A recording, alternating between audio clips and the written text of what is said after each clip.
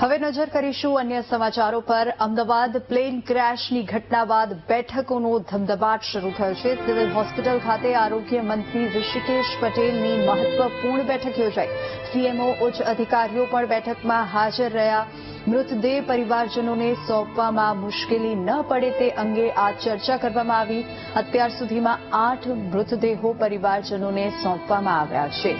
તો ગાંધીનગર ખાતે મહત્વપૂર્ણ બેઠકોનો સિલસિલો યથાવત છે। એક તરફ હર્ષ સંઘવીએ પણ બેઠક યોજી છે તો બીજી તરફ આરોગ્ય મંત્રીએ પણ બેઠક યોજી છે કે તમામ મૃતદેહો પરિવારજનોને સોંપવામાં આસાની રહે, કોઈ મુશ્કેલી ન સર્જાય તે માટે આ બેઠક યોજાઈ છે। સિવિલ હોસ્પિટલ ખાતે આરોગ્ય મંત્રી ઋષિકેશ પટેલની મહત્વપૂર્ણ બેઠક યોજાઈ છે। સીએમઓ ઉચ્ચ અધિકારીઓ પણ બેઠકમાં હાજર રહ્યા છે।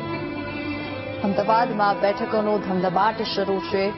મૃતદેહ પરિવારજનોને સોંપવામાં મુશ્કેલી ન પડે, અત્યાર સુધીમાં 8 મૃતદેહો પરિવારજનોને સોંપવામાં આવ્યા છે। 230 અંદાજે 230 લોકોના ડીએનએ સેમ્પલ લેવાયા છે અને ધીમે ધીમે ડીએનએ સેમ્પલની ચકાસણી પણ કરવામાં આવી રહી છે અને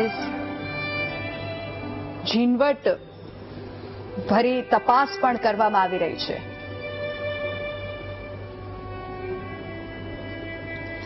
મૃતદેહોને પરિવારજનોને સોંપવામાં આવી રહ્યા છે। અત્યાર સુધીમાં 8 મૃતદેહો પરિવારજનોને સોંપવામાં આવ્યા છે। વધુ વિગતો સાથે સંવાદદાતા દીપક આપણી સાથે લાઈવ જોડાઈ ગયા છે। દીપક, અત્યારે આરોગ્ય મંત્રી ઋષિકેશ પટેલે પણ મહત્વપૂર્ણ બેઠક યોજી છે કે પરિવારજનોને મૃતદેહ સોંપવામાં આસાની રહે, કોઈ મુશ્કેલી ન સર્જાય। આપ પાસેથી શું અપડેટ મળી રહી છે?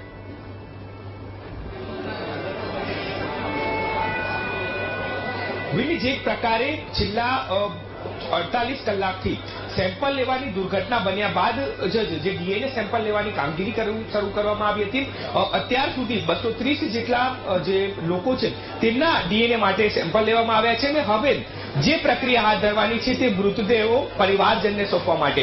એ જ પરિવારજનોને મૃતદેહ સોંપવા સમયે કોઈ તકલીફ ન પડે અને વ્યવસ્થાપન માટે થઈને ઉચ્ચ સ્તરીય બેઠક જે છે તે સિવિલ હોસ્પિટલ ખાતે મળી। આરોગ્ય મંત્રી ઋષિકેશ પટેલ, જગદીશ વિશ્વકર્મા અને બળવંતસિંહ રાજપૂતની અધ્યક્ષતામાં આ બેઠક મળી, જેમાં સીએમઓ ઓફિસના અધિકારીઓ પણ ઉપસ્થિત રહ્યા હતા અને શહેર પોલીસના જે અધિકારીઓ છે તે પણ ઉપસ્થિત રહ્યા હતા। આ તમામની અંદર જે મૃતદેહો આપવાના છે તે સમયે કોઈ પણ પરિવારજનને તકલીફ ન પડે, જે ડીએનએ માટેના સેમ્પલો લેવાના બાકી છે અત્યાર સુધી તેની પણ કાર્યવાહી ઝડપી કરવામાં આવી, તે તમામ બાબતોને લઈને સૂચના આપવામાં આવી।